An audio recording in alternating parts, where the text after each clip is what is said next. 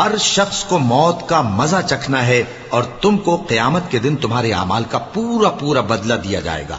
تو جو شخص دوزخ سے دور رکھا گیا اور بہشت میں داخل کیا گیا وہ مراد کو پہنچ گیا۔ اور دنیا کی زندگی تو دھوکے کا سامان ہے۔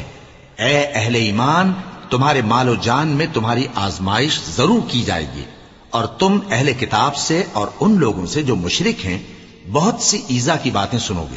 تو اگر صبر اور پرہیزگاری کرتے رہو گے تو یہ بڑی ہمت کے کام ہیں۔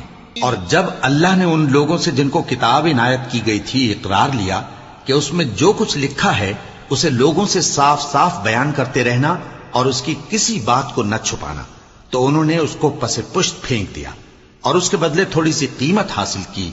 یہ جو کچھ حاصل کرتے ہیں برا ہے۔